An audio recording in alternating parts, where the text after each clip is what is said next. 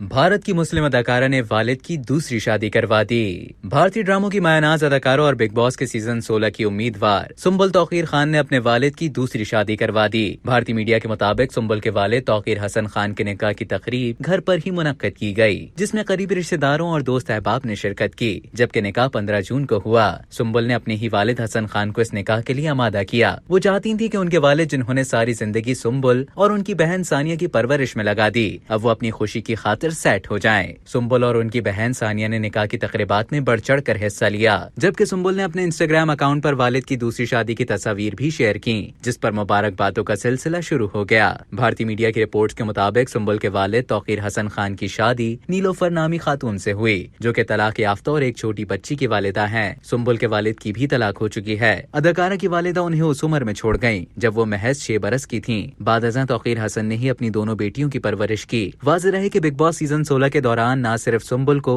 बल्कि उनके वालिद को भी काफी पज़िराई हासिल हुई थी, जिसकी वजह ये थी कि सुंबुल इस शो में सबसे कम उम्र उम्मीदवार थीं और इसी वजह से उनके वालिद को 2 से 3 बार घर में आना पड़ा, जो कि शो के मुंतजिमीन की वजह से हुआ। अब तक के लिए इतना ही। मजीद इसी तरह की मालूमात हासिल करने के लिए डेली जंग के YouTube चैनल को सब्सक्राइब करें और Facebook के पेज को लाइक करना ना भूलें।